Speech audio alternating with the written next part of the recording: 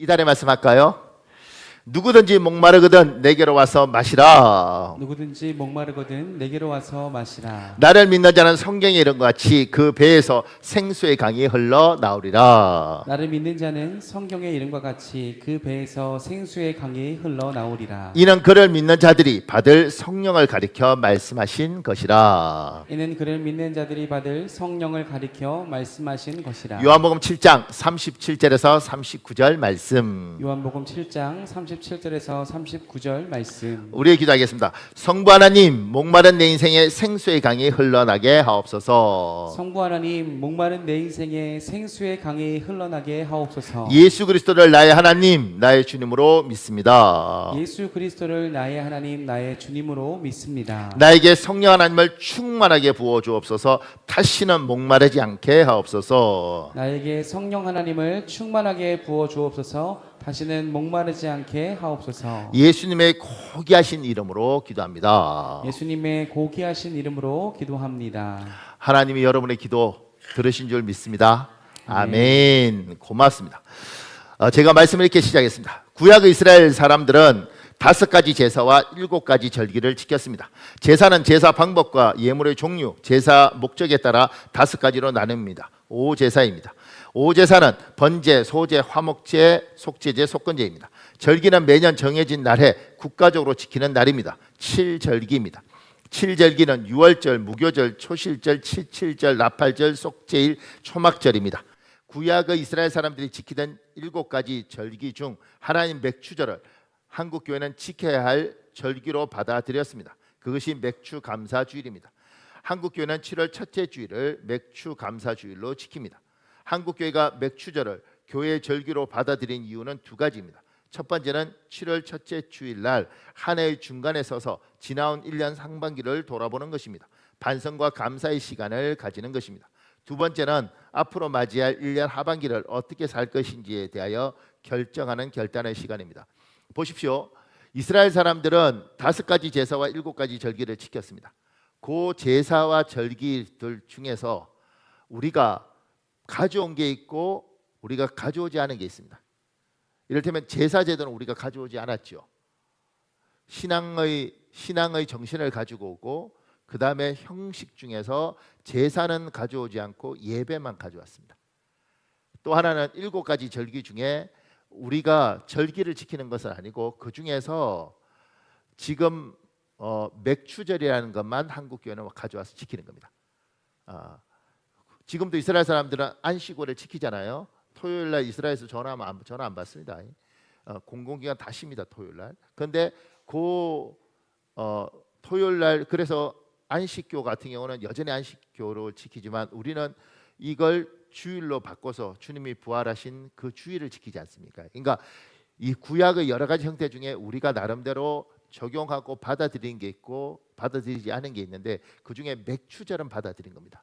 맥추절은 왜 받아들였냐면 7월 첫째 주예요. 그러니까 1년에 6개월을 살고 그 다음에 1년에 6개월을 살면서 이제 6개월 동안 우리가 2024년을 시작하면서 고민하고 계획하고 생각했던 것이 있었는데 6개월을 쭉 지나와 보면서 그럼 나는 어떻게 살았는가 반성을 하고 그리고 이 6개월 동안 어떤 일이 있었는지 감사할 걸 감사하고 이걸 하고 이걸로 끝나는 게 아니라 다시 앞으로 6개월을 살아야지 그래야 2024년 마지막에 송구영신 예배를 드리면서 내가 참 인생을 아름답게 살았다 복되게 살았다 이런 걸 정리하지 않겠습니까? 그래서 중간에 서서 다시 앞으로 어떻게 살지를 결단하는 시간입니다. 그러니까 맥추 감사주의는 굉장히 중요한 거죠. 상반기를 정리하고 하반기를 잘 결단해서 살아서 2024년을 알차게 하는 게 이게 맥추 감사주의를 우리가 받아들인 이유입니다. 그러면 지금 오늘은 그럼 하반기를 잘 살아야 되는데 맥추 감사주일에 앞으로 우리는 어떻게 살 것인가에 대한 이야기, 우리 교인들은 어떻게 갈 것인가에 대한 이야기를 지금 하려고 합니다. 그래서 제가 그 밑에요. 오늘은 마태복음과 마가복음을 통하여 앞으로 2024년 하반기를 어떻게 살 것인지에 대하여 나에게 주시는 하나님의 음성을 듣겠습니다. 그 밑에요. 13절 사탄에게 시험을 받으시며 사탄의 존재성, 성경은 사탄이 존재한다고 말합니다. 사탄 또는 악마, 마귀, 마왕, 귀신 등으로 불리는 존재가 과연 실존하는가? 과학의 실험이나 육체적 시력으로 이런 영적 존재를 증명할 수 없습니다. 그러나 하나님의 말씀인 성경은 이런 영적 존재가 있다고 말씀합니다. 보십시오. 오늘 예수님께서 사탄에게 시험을 당하더라 이렇게 되어 있습니다. 그러니까 사탄이란 존재에 대해서 이걸 마귀라고 번역하기도 하고 마왕이라고 번역하고 귀신들의 왕이라고 번역하고 이런 영적인 존재들의 대장으로 번역을 하죠. 그러면 이런 영적인 존재가 있다고 믿을 것이냐 말 것이냐. 과학이 발달된 세상 속에서는 없다고 이야기를 하는 겁니다.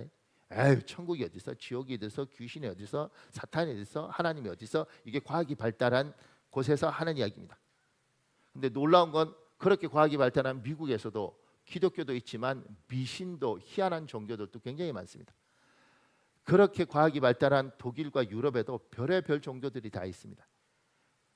그들 나름대로 징크스 이렇게 해서 그렇게 합리적인 사람들이 때로는 제가 야구 선수들 보니까 어떤 야구 선수는 빨간 장갑 안 끼면 공을 안 치더라고요. 왜냐하면 이걸 차야지 자기에게 이게 복이 붙는다는 거죠. 이렇게 사회자는 무슨 말하다가 그러면 말로 홈런인가요? 이런 말 안 한다는 겁니다. 하면 순간 홈런이 날아간다는 겁니다. 아주 과학적이고 합리적인 시대인데 징크스라고 이야기하면서 말을 안 해요. 제가 보면서 굉장히 합리적이다. 더 웃긴 건 정치인들이 국회의원 선거, 대통령 선거 있을 때마다 곳곳에 다니면서 무당한테도 묻기도 하고 권사님들, 집사님들 중에 기도 많이 하는 목사님들한테 가서 축복 기도도 받습니다. 그러니까 그런 일들을 보면서 뭐지? 굉장히 합리적인 것 같고 굉장히 과학적인 것 같고 그렇게 함에도 불구하고 말만 그렇겠지 실제로 인간들의 참 많은 사람들은 영적인 것에 의지하고 있더라는 거죠. 지금 오늘 성경이 이야기합니다. 사탄이 있다. 그러니까 믿든 안 믿든 그건 네가 알아서 할 일이다. 그런데 성경은 사탄이 있다고 이야기합니다. 존재한다고 이야기합니다. 제가 전도사 처음 가서 가장 놀란 건 그 교회 집사님하고 제가 천국 이야기하고 뭐 이럴 때 뭐 귀신 이야기도 하고 이럴 때 그분 표정이 집사님 오늘 이 세상 사람 천국 갈 줄 믿습니까? 에이 뭐지? 천국 갈줄 믿습니까? 에이 우리끼리 뭐 그런 거. 그러니까 제가 보니까 안 믿는 거예요. 그러니까 교회 문화생활처럼 다니는 거죠. 그렇지 않습니다. 성경은 분명히 마귀가 있고 사탄이 있다고 이야기합니다. 믿고 안 믿고는 당신 알아서 해라. 근데 성경은 그렇게 말하고 있다는 겁니다. 자, 그 밑에요. 사탄의 가장 핵심적인 활동은 시험, 유혹입니다. 성경에 나오는 시험이라는 단어는 두 가지 의미를 가지고 있습니다. 첫 번째 평가입니다. 하나님이 사람에게 하시는 일입니다. 재능이나 실력 따위를 일정한 절차를 따라 검사하고 평가하는 것입니다. 대표적인 예가 하나님이 아브라함에게 이삭을 모리아산에서 제물로 바치라고 요구하는 것입니다. 하나님은 사람을 축복하기 전에 시험을 치르게 합니다. 이 평가를 통과하면 축복받을 그릇이 된 것입니다. 하나님이 축복하셔도 그 축복을 잃어버리지 않을 수준이 된 것입니다. 하나님이 사람을 축복하기 위해서 하는 일종의 과정입니다. 시험이라는 것은 두 가지로 번역하는데 평가로 번역하는 경우가 있습니다. 평가라는 건 뭐냐면 하나님은 사람 막 축복하지 않습니다. 막 축복하는 것이 아니라 하나님이 때로는 축복하기 전에 중심을 달아보고 그 그릇을 확인합니다. 왜냐하면 내가 이 복을 줬는데 못 지킬 거면 그러면 달아보고 아하 얘는 복 줘도 그 복을 못 받겠구나. 그럼 줄 필요가 없는 것이죠. 그래서 하나님이 그릇을 달아보는 거예요. 아브라함에게 이삭을 바치라는 것도 그릇을 달아본 거죠. 아하 얘가 복 줘도 될지 안 될지 테스트를 해보는 겁니다. 시험을 쳐보는 겁니다. 그러니까 저같이 이럴 때면 담임 목사를 줄 때 하나님이 담임 목사 주기 전에도 테스트를 하는 겁니다. 확인하는 겁니다. 이럴 때면 저한테 이제 특이한 경험이 하나 있는데 그 중에 하나가 뭐였냐면 우리 셋째 태어날 때 저는 뭐 비행기 값 없고 이렇게 해서 못 왔어요. 그런데 못 온다고 이제 집사람하고 이야기했을 때 저희 사모가 이제 셋째를 가진 상태에서 감기가 들렸습니다. 감기가 들렸고 그러니까 아기를 가졌으니까 약을 못 먹지 않습니까? 계속 이제 콜록콜록하고 있는 거예요. 그런데 이제 저는 그때 필리핀에 있었으니까 둘이 이제 전화 통화를 하는 거죠 이렇게. 그러면서 제가 전화하면서 우리 제 아내하고 이렇게 통화 이렇게 하는데 내가 셋째 낳을 때 못 들어갈 것 같아 상황이. 그러니까 혼자 나 이렇게 이야기를 하고 우리 집사람은 이제 그때 이럴때면 어떻게 목사님 그럴 수 있어요? 혼자 어떻게 애기를 낳아요? 이럴 수도 있잖아요. 그런데 몸도 안 좋고 아마 굉장히 힘들었을 텐데 알겠어요. 혼자 잘 나을 테니까 공부 열심히 하세요. 이렇게 이야기하더라고. 근데 그때 제 마음에 이제 집사람하고 마지막 통화하면서 여보 기도하자. 그리고 이제 기도할 때 그 기도하면서 제가 기도하는데 그 기도를 제가 듣는 거예요. 기도하면서 하나님이 하나님이 제 안의 중심을 확인하는 거죠. 삶으로서. 네가 혼자 아기를 낳으면서까지도 네 남편을 공부시켜서 좋은 목사로 만들 생각이 있느냐? 그만큼 희생할 생각이 있느냐? 이걸 하나님이 중심을 달아보시는 걸 저는 그때 확인했습니다. 그래서 하나님이 우리의 중심을 달아보시는구나. 평가하시는구나. 진짜 네가 복을 줘도 될 만한 그릇인지 확인하시는구나. 생각보다 거기에서 낙제들 많습니다. 주님, 저한테 축복을 주시면 제가 제대로 한번 하나님을 섬기겠습니다. 그리고 복을 주시면 생각이 바뀌죠. 이거 갖고는 제가 아직 덜 할 것 같고 좀 더 이렇게 그렇게 하면서 하나님이 너는 아닌가 보다. 너는 아직 때가 아닌가 보다. 이런 사람들 생각보다 많습니다. 저는 절대 좋은 자리 주어도 제가 교만 떨지 않겠습니다. 그런데 정말 하나님이 높여주시면 그래서 온갖 교만을 뜰 때 하나님께서 너는 아직 아닌가 보다. 이거 겪어본 사람들 있지 않아요? 사랑하는 여러분, 많은 사람들이 그거 테스트 하나님이 이렇게 하십니다. 그리고 그 시험을 통해서 하나님이 너는 아직 아니구나 이렇게 이야기하시는 거죠. 혹여 우리들 중에 저도 이제 목회하면서 저분이 저것만 잘 견디면 하나님 복 주겠다 이런 분들이 있습니다. 여러분들 중에 그런 과정이 있다면 그 시험 잘 통과하시기를 예수님 이름으로 축복합니다.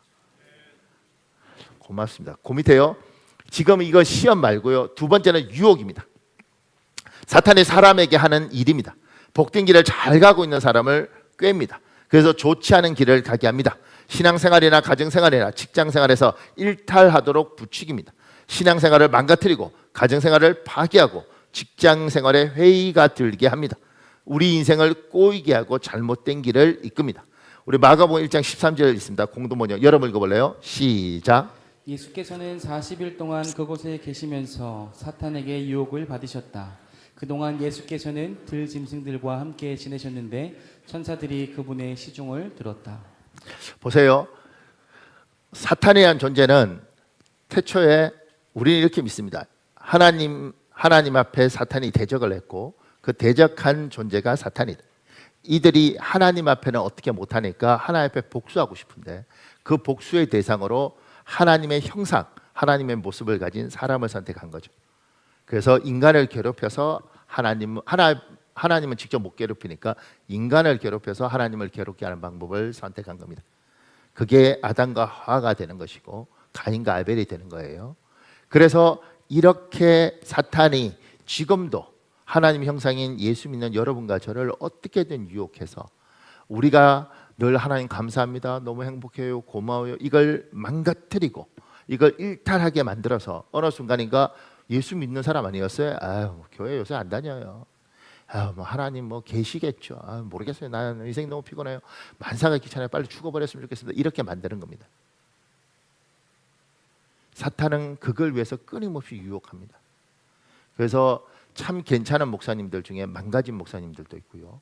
참 괜찮은 집사님, 권사님 중에 참 괜찮은데 저분 어쩌다가 저렇게 됐지 이런 분도 생각보다 많습니다.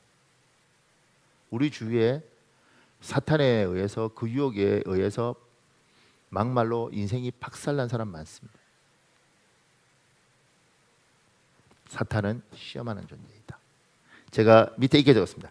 여기서 깨달아야 하는 영적 원리가 있습니다. 첫째, 여러분과 제가 인정하든 인정하지 않든 사탄은 존재합니다.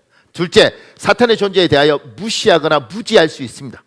그러면 내 인생이나 신앙생활에서 그 대가를 치러야 됩니다. 그들이 존재하는데 무시하면 대가를 치러야 됩니다. 셋째, 사탄은 우리를 유혹하는 존재입니다. 일탈하고 부추깁니다. 사탄에게 유혹당해 무너져버린 훌륭한 그리스도인들이 우리 주변에 많습니다. 이 사실을 꼭 기억하셔야 합니다. 유혹은 작은 것에서 시작합니다. 내 주변의 유혹거리를 제거하십시오. 사탄에게 빌미를 주지 마십시오. 사탄은 우리를 유혹합니다. 이를테면 제가 어떤 목사님을 만났는데 그 목사님이 그러더라고요. 목사님, 아사히 맥주가 있는데 이거 한번 마셔봐. 이거 맛있어. 그러더라고요. 목사님, 우리 목사잖아요. 그러니까 그분이 그런 거예요. 목사님 보세요. 알코올 0.00, 알코올 아니에요. 무알콜입니다. 무알콜 맥주니까 마셔도 괜찮아요. 이렇게 해서 내 앞에 딱 놓더라고. 내가 마셨을까요? 눈으로 마셨지 입으로는 안 마셨어요. 근데 내가 그분한테 그랬어요. 목사님은 드시고 저는 안 먹겠습니다. 그분이 참 이상하네. 그리고 드시더라고요. 제가 안 먹은 이유는 딱 하나입니다. 사탄은 그렇게 시작합니다. 처음에는 무알콜이잖아. 마셨어요? 그러면 어느 순간에 이 생각이 됩니다. 유알콜은 얼마나 맛있을까? 이렇게 시작하는 겁니다. 예. 그러니까 처음부터 싹을 잘라야지. 이거 뭐 괜찮지 않아. 근데 여기서부터 일탈이 시작돼서 한 발짝 한 발짝 한 발짝 가는 겁니다. 그러니까 장난이라도 집에서 명절 때 10원짜리 고수도 치다 보다 보면 어느 날 노름판에 가 있는 겁니다. 그러니까 모르는 거예요. 이렇게 저는 우리 애들 이렇게 할 때 포커, 뭐 노름, 화토 이런 거 아예 볼지도 못하도록 만들었는데 그런 것들이 처음에는 할 줄 알면 끼게 되고 끼다 보면 나중에 이제 그렇게 가는 거예요. 그러니까 이거 굉장히 생각해야 됩니다. 그러니까 여러분과 제가 좀 고민해야 될 게 아예 처음부터 빌미를 주지 말아라. 그러니까 이제 그 교회 안에서도 또 이제 여러분 이렇게 무슨 할 때도 그 여자분들 중에 남자 유단에 이렇게 정이 많아서 남자 이렇게 있으면 자기 남편 아니도 집사님 여기 뭐 묻었네요. 그리고 막 떼주고 이런 분들이 있습니다. 그러면 그거 보고 왜 그러세요? 이렇게 말하기도 어렵고 이러는데 그렇게 떼주다 보면 어느 순간인가 눈을 봤는데 감동이 막 와. 그래서 사고 나는 거예요. 그러니까 내 남편 아니면 떼주지 마라. 그 목사님 저거 어떻게 해요? 아니 그냥 자기 마누라가 떼주겠지. 그러다가 그게 인생 뭐 뭔지 묻어 있을 수도 있고 뭐 티 묻어 있을 수도 있지. 그걸 뭐라고?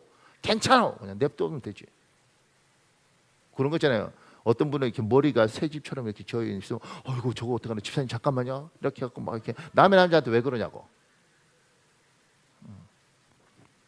밥 먹을 때도 이렇게 이렇게 친구들끼리 친하게 밥 먹는다 그래서 남자 여기 커플인데 여기 커플에서 깻잎 안 떼준다고 이 남자가 남의 여자 깻잎 떼주고 이렇게 그런 거 하지 마세요. 그냥 2개 먹든 3개 먹든 못 먹으면 말든 남의 여자가 먹든 말든 그건 뭐 상관이냐고. 별거 아닌데 그거 한다고. 그러다가 어느 날 깻잎 떼주다가 갑자기 눈을 마주쳤는데 감동이 있어 막 이렇게. 그러니까 별거 아닌 것 같지만 처음부터 하지 말아라 해. 선을 그어라. 그러니까 유혹은 그렇게 시작되는 거예요. 생각해보세요. 나는 무알콜 맥주가 있다고 이번 처음 알았네. 근데 무알콜이니까 먹어도 된다. 근데 일단 맥주잖아. 아사히 맥주. 나 처음 듣는 아사히 맥주. 그러니까 한 번 시작하면 그 다음은 조금 더는 인간은 그런 존재입니다. 인간은 뛰면 힘들어서 걷고 싶고 그러면 힘드니까 서고 싶고 쓰면 앉고 싶고 앉으면 눕고 싶어요. 누우면 자고 싶어요. 그러니까 처음부터 뛸 때 그냥 안 써야 되는 거죠. 그러니까 새신랑 새신부 옆에 뭐 누가 먼지 있다고 뭐 털어주고 깻잎 떼주고 이러지 마요. 그냥 밥상을 엎어버려 그냥 처음부터. 그러니까 처음부터 그냥 왜냐하면 둘이는 끝난 거예요. 내 인생에는 양희정이가 끝이고 희정아 너는 승혁 형제가 끝이야. 그냥 우리 둘이는 같이 살다 같이 죽는 거다. 아멘. 고개 끄덕이지 말고 아멘. 하여튼 희정이한테 잘못해봐 머리들 다 뽑아버리고. 근데 그러니까 이게 마음에 잘 모르죠. 처음에는 이런 것도 이제 교회 안에서도 훈련해야 되는데 너무 이렇게 우리가 친하고 서로 좋은 거니까 집사님 뭐 이렇게 막 몸도 비비고 이렇게 하는데 하면 안 돼요. 예. 사람이기 때문에 처음부터 선을 잘 그어라. 그리고 넘지 않을 선을 넘지 말아라. 근데 우리는 이제 우리끼리 우리 형제 같고 그런데 그러지 말아라. 그러니까 사탄은 그렇게 시작해서 하나씩 유혹이 오고 돈이든 뭐든 다 그렇게 오는 겁니다. 보세요. 그 밑에요.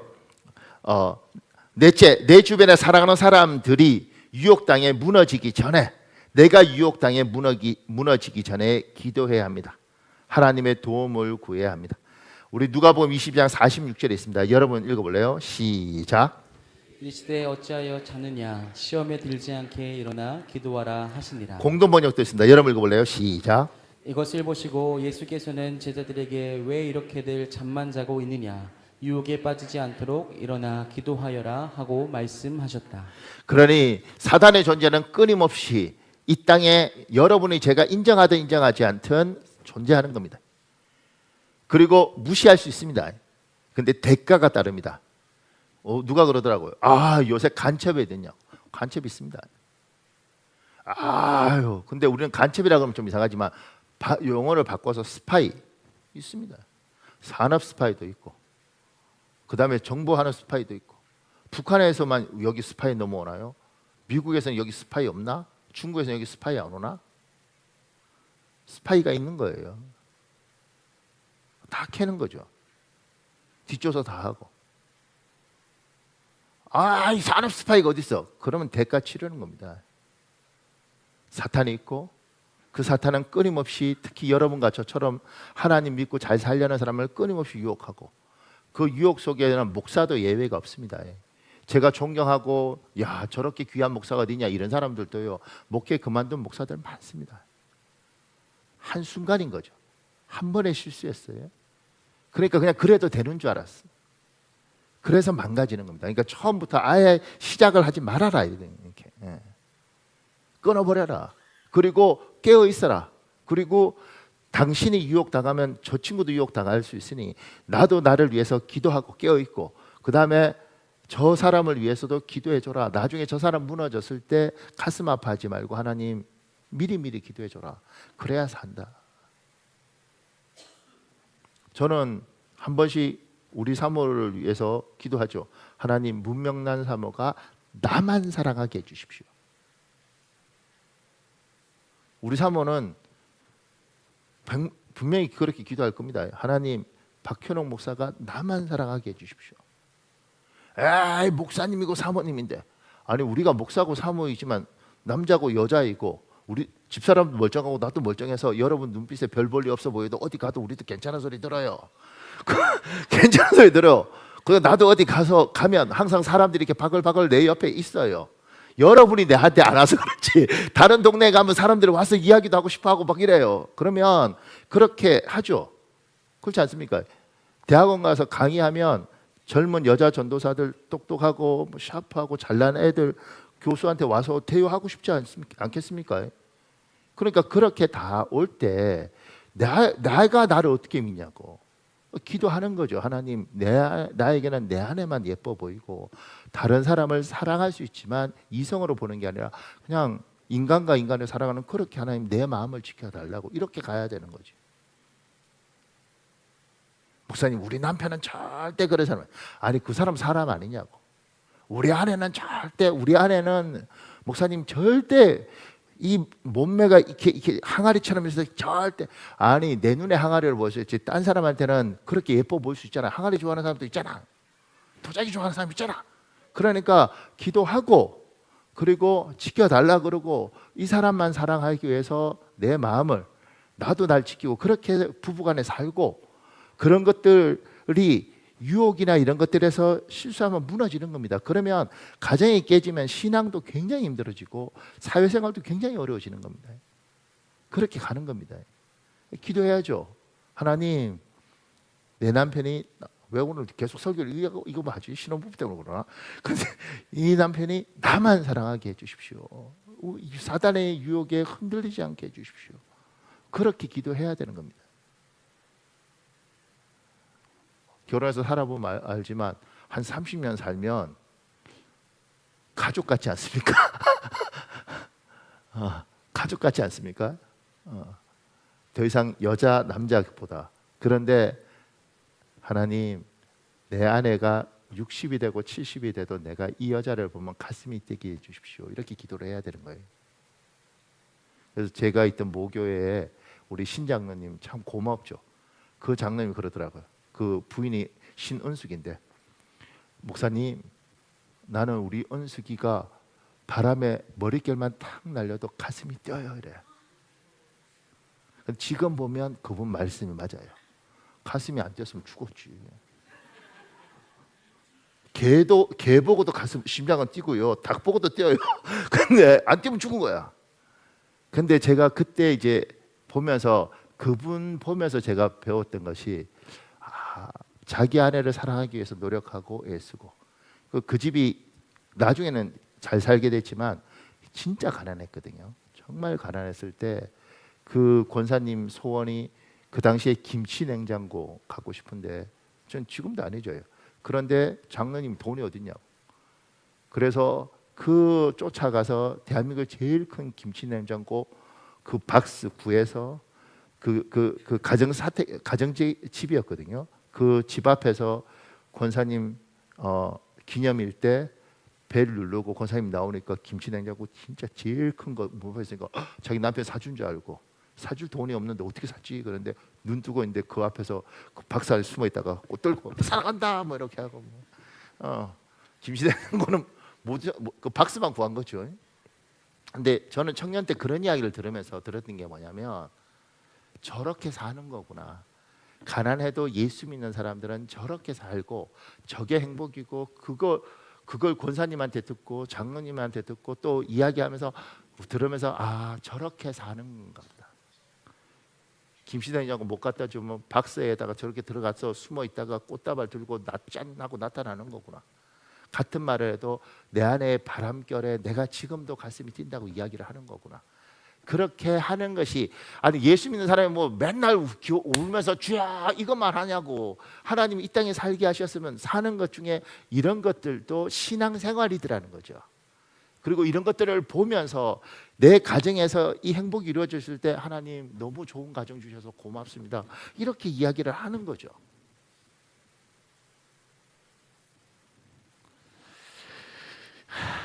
사랑하는 여러분, 이 사랑하는 내 주위의 유혹으로 무너지지 않도록 내 사랑하는 사람을 위해서 기도하고 나를 자기 자신을 위해서 기도하는 여러분 되시기를 예수님 이름으로 축복합니다.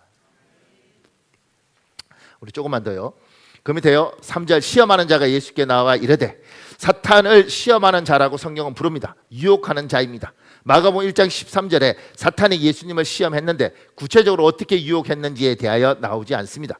그러나 마태복음 4장 3절에서 11절을 보면 어떻게 예수님을 사탄이 유혹했는지에 대하여 자세히 나옵니다. 사탄이 우리를 유혹할 때는 막연하지 않습니다.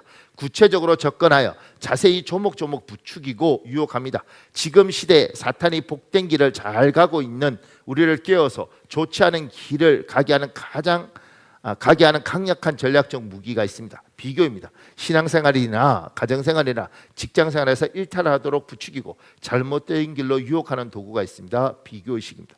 보세요.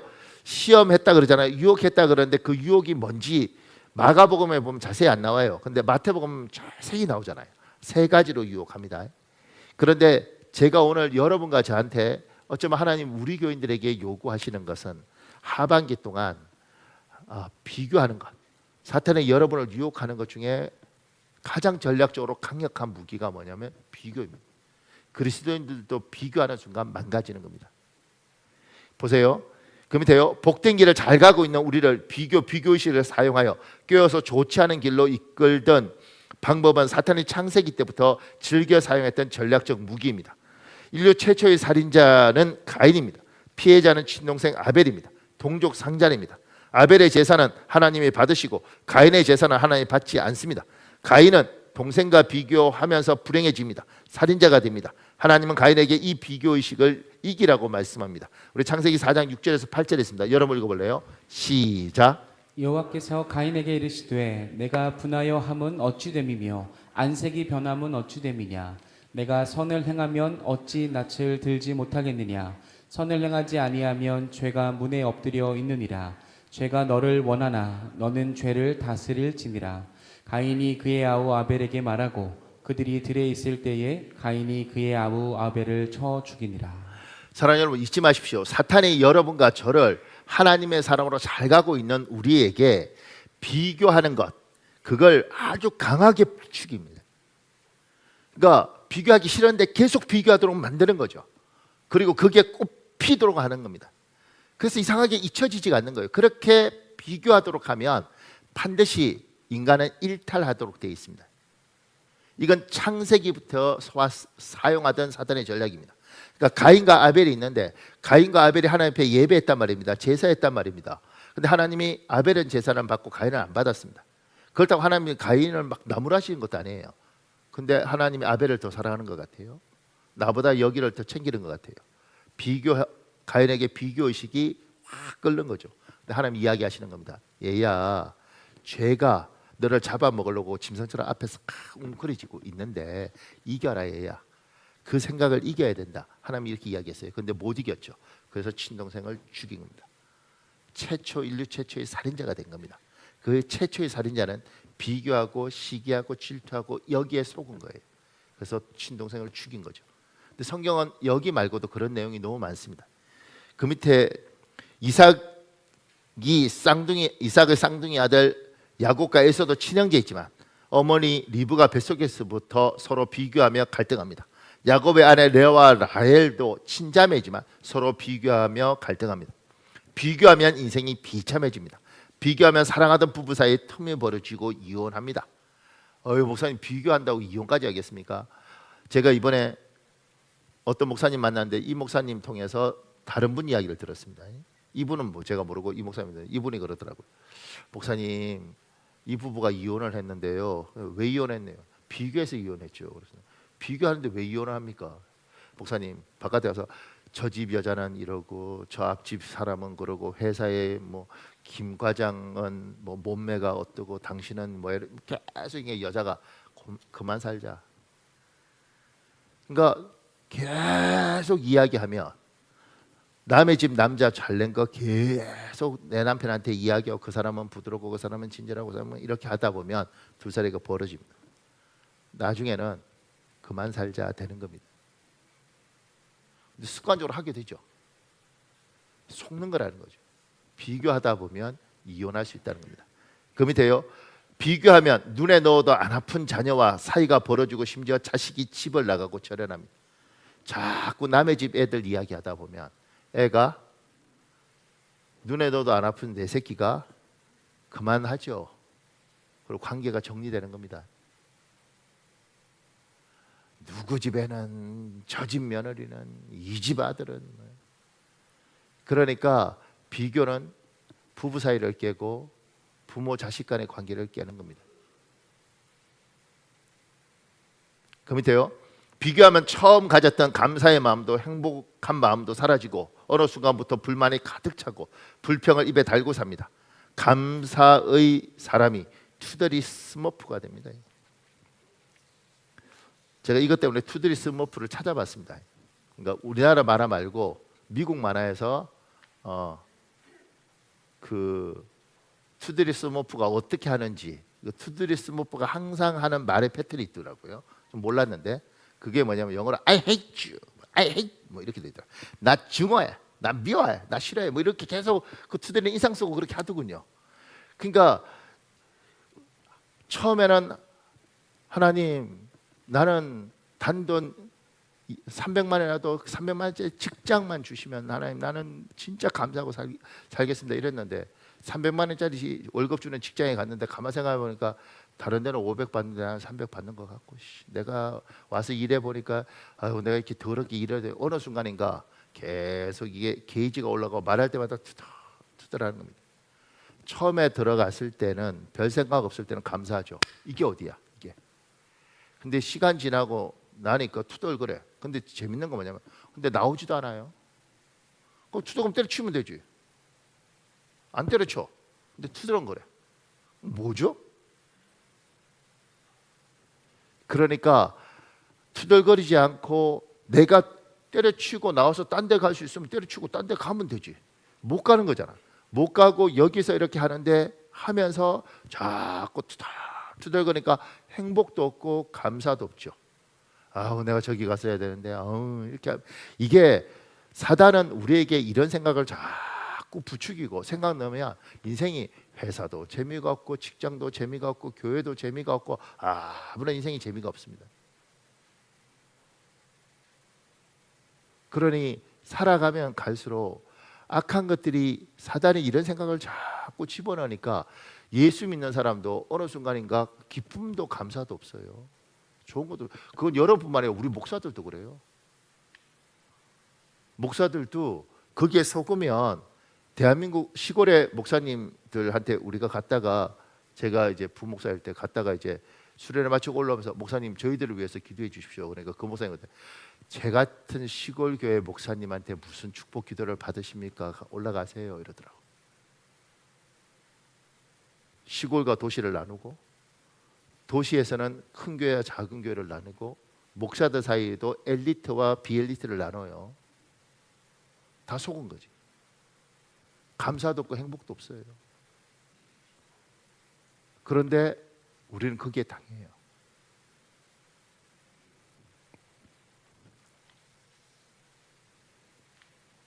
제가 그 밑에요. 비교하지 말라. 그러나 인간은 비교합니다. 인간의 탁월한 자연스러운 속성입니다. 비교하지 말라고 하지만 비교하지 않을 수 없습니다. 인간의 타고난 자연스러운 속성입니다.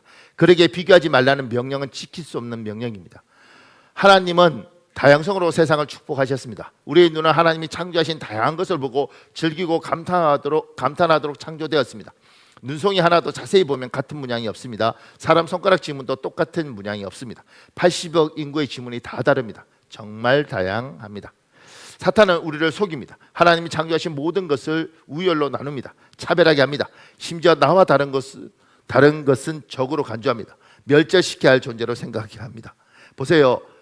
그러니까 지금 세상과 지금 이제 비교하지 말아야 된다는 건 심리학에서도 이야기를 해요. 근데 우리하고 좀 차이가 있는데 그 사람들은 비교하지 말라고 이야기를 해요. 여러분 비교하지 마십시오. 각자의 고유의 특징이 있습니다. 그러니까 비교하시면 안 됩니다. 그럼 불행합니다. 똑같이 제가 설교하고 똑같이 이야기합니다. 근데 아무리 그렇게 주입시켜도 비교는 하게 돼 있습니다. 노력한다고 안 되는 게 이게 되는 게 아닙니다.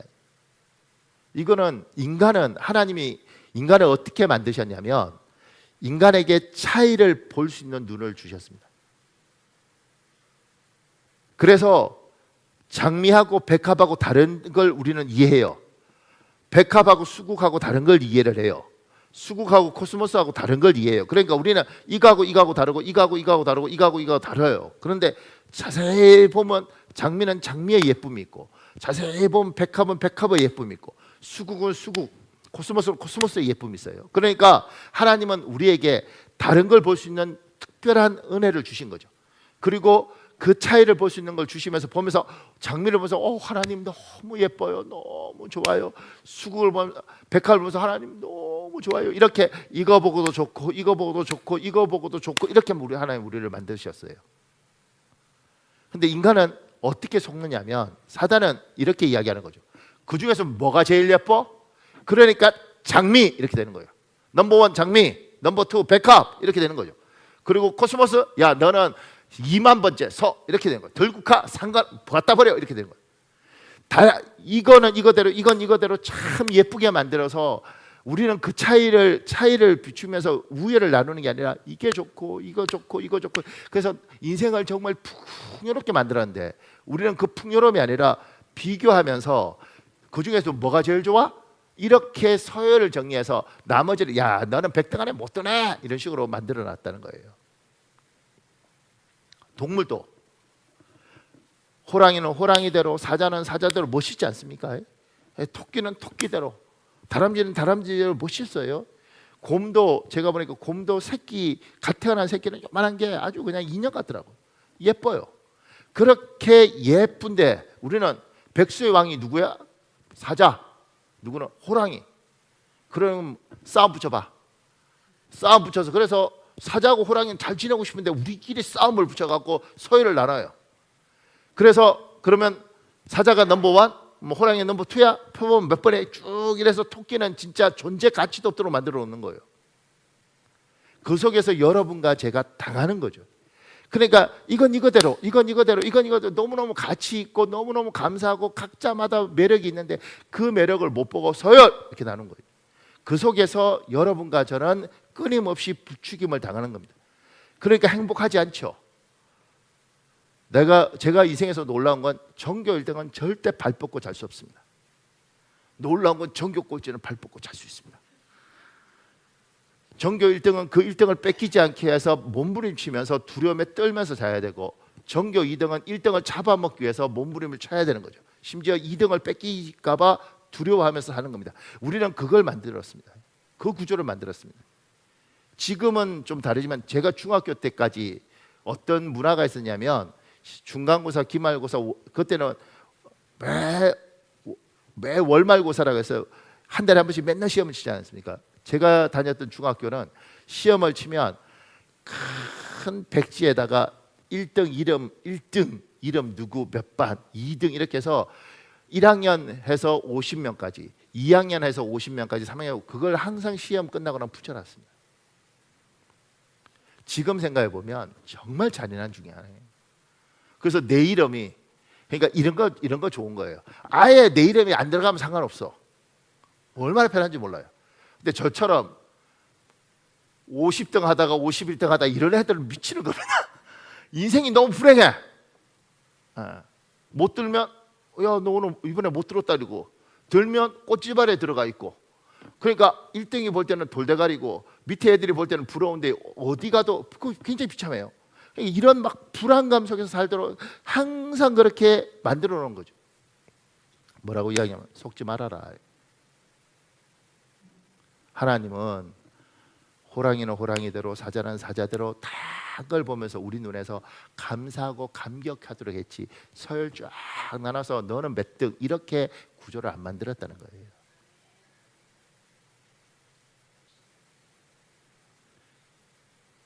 우리의 눈에 다양성을 볼 수 있는 축복을 주었는데 인간은 그 다양성을 서열을 매기고 그 서열 속에 살도록 만든 거예요. 저는 어렸을 때 이제 학교 선생님들이 야, 뭐 이렇게 자꾸 뭐 등수 나누고 이러는데 미국은 안 그래, 뭐 이렇게 했는데 미국이 우리보다 훨씬 심해. 훨씬 차별이 많고, 그래서 차별법 이런 것도 거기서부터 먼저 생기는 거예요.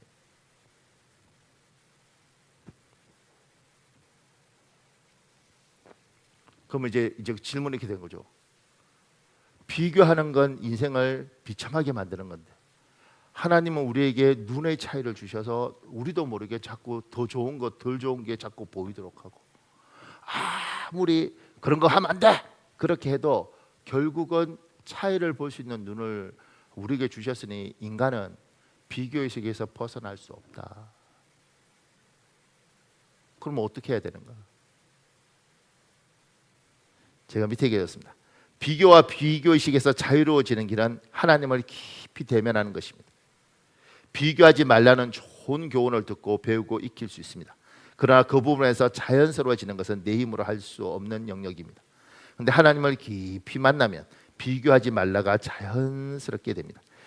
하영록이라고 이게 굉장히 유명한 사람이 있지 않습니까? 지금 미국에 지금 찾아보니까 미국에 뭐 자문위원이던데 백악관에. 저기 목사님 읽어줄래요? 언젠가 직장 관계, 신앙생활을 그만두고 싶을 때가 있었다. 더 이상 살고 싶지 않았다. 마침내 나는 모든 것을 그만두기로 결정했고 숲으로 가서 하나님과 마지막 대화를 나누었다. 하나님, 제가 그만두지 말아야 할 이유를 한 가지만 알려주십시오.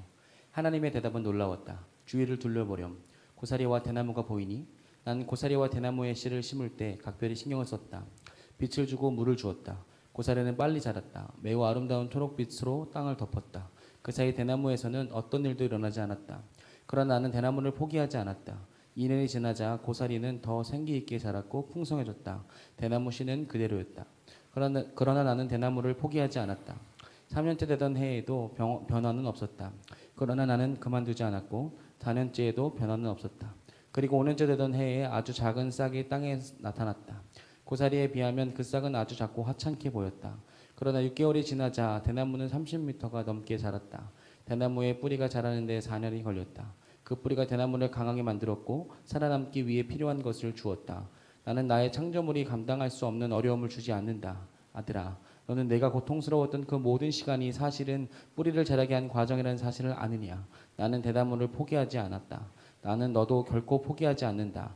다른 사람들과 너를 비교하지 말라. 대나무에게는 고사리와는 다른 목적이 있다. 그러나 대나무와 고사리는 함께 아름다운 숲을 만든다. 너의 시간이 올 것이다. 너는 높이 자랄 것이다. 나는 하나님께 여쭈었다. 너도 그렇게 하라. 내가 할 수 있는 한 높이 자라서 나에게 영광을 돌려라. 나는 하나님이 결코 나를 포기하지 않으셨음을 깨달으며 숲에서 나왔다. 마치 하나님이 화산대로 폐허가 된 땅을 비옥한 농장으로 바꾸어 주셨듯이 대나무가 할 수 있는 한 높이 자라듯이 하나님은 결코 우리를 포기하지 않으신다. 좋은 날은 당신에게 행복을 준다. 힘든 날은 교훈과 경험을 준다. 그러므로 어느 날이든 당신의 삶에 꼭 필요하다. 자, 그 밑에요. 하나님을 깊이 만나면 하나님으로부터 자족을 배우게 됩니다. 내가 누구 같으면 좋았을 텐데와 같은 말을 더 이상 하지 않습니다. 성경에 자족이라는 단어가 있습니다. 분복이라는 개념도 있고 지게쓰기라는 용어도 있습니다. 우리 디모데후서 6장 6절인데 여러분 읽어볼래요? 시작. 그러나 자족하는 마음이 있으면 경건은 큰 이익이 되느니라. 사랑하는 여러분, 성경을 하나님을 깊이 만나면 우리는 비교할 수 있는 눈을 가질 수밖에 없습니다. 제가 우리 이거 할 때도 리모델 하면서 요 뒤에 이거 할 때 집사님이 요거 그다음에 요거보다 좀 더 싼 거, 그다음에 그거보다 더 싼 거 이거 몇 개 보여주더라고요. 무슨 뭐가 제일 좋아요? 그러니까 비싼 게 좋아 보이더라고. 이게 제일 좋아 보여요. 이렇게. 우리 눈은 어쩔 수 없습니다. 그러니까 우리 눈은 그렇게 보는 거예요. 그런데 하나님을 깊이 만나면 하나님이 우리에게 자족이라는 걸 가르칩니다. 그러니까 저게 좋아 보이지만 내한테 안 맞다는 것도 가르쳐주시고, 저게 괜찮아 보이고 그렇지만 저것들이 나에게는 소용없다는 것도 가르쳐주시고, 그래서 어느 순간인가 내가 가진 것에 대한 감사와 고마움이 보여요. 내가 가진 것들에 대한 귀한 게 보여요. 이를테면 제가 어떤 목사님들을 만나는데 뭐 우리 교회보다 훨씬 적은 교회 목사님들도 만나고, 또 뭐 한 교인들이 6천 명 되는 교회 목사님도 만나요. 다양한 목사님 만나죠.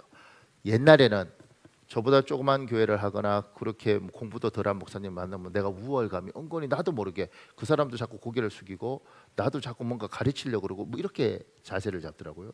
나한테 이렇게 큰 교회 목사님을 만나면 또 나보다 나이도 많고 선배니까 여기는 자꾸 날 가르치려고 그러고 나도 뭔가 이렇게 고개를 숙여야 되고 뭐 이런 구조로 목사들인데도 그렇게 가더라고요. 근데 그런데 어느 날 하나님 앞에 깊이 하나님을 만나고, 그 다음에 누구한테 목사님은 어떤 목회를 하세요? 이렇게 누가 저한테 물으면 저는 수원의 망포동이라는 교회가 있는데 우리 성도들하고 제가 참 행복하게 목회해요. 이렇게 이야기를 해요. 뭐 거짓말하는 것 같아요. 내가 불행해 보이나요? 근데 참 행복하게 목회해요. 그리고 뭐 그렇게 이야기하고 이제 이런 분하고 이야기할 때도 자꾸 내 목회를 이야기하는 거죠. 우리 성도들이 한 예쁜 이야기들, 그리고 좋았던 이야기들, 감사한 이야기, 이런 이야기들을 하는 거예요. 이야기를 하고 이분들을 듣죠. 근데 이제 오만한 사람들은 관심 없습니다. 그 사람들은 교회 크고 작은 것밖에 없습니다. 근데 어떤 사람은 그런 걸 듣고 때로는 눈물도 흘리고, 때로는 감사도 하고, 때로는 우리 교회 와서 목사님 교회 와서 성도들 한번 보고 싶어 이런 이야기도 하고, 내가 뭐 완벽하게 아름답다 그랬나? 나하고 우리 성도들한테 부족한 성도들 만나서 우리끼리 그래도 행복하게 잘 살고 있다고 이야기를 하고, 그러다 보니까 어떤 목사님 보니까 어떤 목사님은 성도 50명 데리고 상가교회에서 살아도 같이 이야기하면 참 목사님, 제가 그러죠. 목사님 참 복이 많아요. 목사님 참 행복해 보여요. 근데 큰 교회에서 너무너무 바쁘고 돈도 많고 유명하지만 근데 저분은 행복한가? 이런 생각도 들고, 그러면서 어느 순간인가 자족, 분복, 나에게 주신 복. 이스라엘 백성에는 지게석, 경계석을 줬어요. 여기 넘어가지 말아라. 내가 너한테 이만큼 줬는데 여기서 만족해라. 이걸 주셨어요. 그래서 내가 가만히 보면 하나님 앞에서 내가 받은 복이 참 있다는 거예요. 남들하고 비교해서 그래 이 정도면 내가 많이 받았지 이게 아니고 어느 순간인가 그래 내 그릇에 이 정도면 참 감사하다. 그리고 하나님이 참 내한테 좋은 걸 주셨다. 이걸 내가 고백하게 되고 감사한 거죠.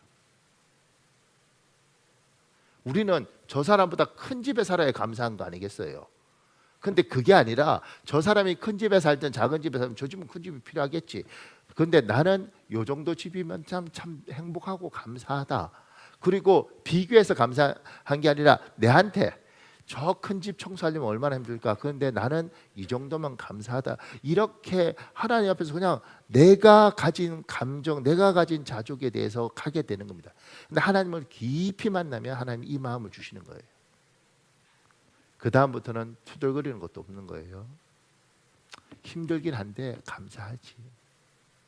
회사는 월급은 많이 줘? 아니 많지 않지. 그런데 그래도 내가 이 나이에 일하는 게 어디야. 감사하지. 그 만나서 같이 이야기해 보더만 애들은 우리 애들 그냥 평범해. 뭐 평범한데 근데 그래도 우리 애들이 참 감사해. 애들 성격 완문하고 참 고마워. 그러니까 이것도 감사하고 고맙고 이게 억지로 감사해야지 비교하지 않아야지 이게 아니라 하나님을 깊이 만나면 그게 돼요. 그게 되어서 그러면 이제 고마운 게 보이니까 아내한테도 잘하고 또는 남편한테도 잘하고 자기 회사한테도 잘하려고 그러고 그리고 자기가 가진 것에 대해서 고마워하고 이렇게 하는 거죠. 그게 보이면 감사한 겁니다. 속으면 내가 진짜 이렇게 가는 거죠. 그 밑에 마지막 정리하고 우리 기도했으면 좋겠습니다. 여기서 깨달아야 하는 영적 원리가 있습니다. 첫째, 하나님이 사람을 창조하면서 사람을 축복하기 위해서 주신 능력이 비교하는 능력입니다. 둘째, 사탄이 창세기로부터 지금까지 우리에게 가장 즐겨 사용하는 유혹의 방법은 비교의식의 조장입니다. 셋째, 사탄에게 속아서 비교하면 인생이 비참해집니다. 부부 사이, 부모와 자녀 사이, 심지어 감사함도 행복감도 모두 사라집니다. 넷째, 비교의식에서 자유로워지고 싶으십니까? 하나님을 깊이 만나십시오. 그러면 자족을 배웁니다. 분복을 배웁니다. 사탄과 영적 전쟁에서 승리하게 됩니다. 사랑하는 여러분, 이 시간에 우리 한 10분 정도 기도했으면 좋겠는데 기도할 때 이번 하반기에 하나님 사탄의 유혹에 넘어가지 않게 하여 주옵소서. 자꾸 비교하게 되고 하나님이 주신 이 예쁜 것도 하나님 감사가 없고 내가 참 투덜거리고 원망하고 못 가진 것 때문에 그런데 하나님 내가 속지 않게 하여 주옵소서. 하나님 깊이 만나서 하나님이 나에게 하는 말씀을 듣게 하여 주옵소서. 내 분복이 무엇인지 내가 자족해야 될 게 무엇인지 하나님 깨닫게 해 주옵소서. 시간에 주여 한번 간절히 부르고 우리 기도하겠습니다. 주여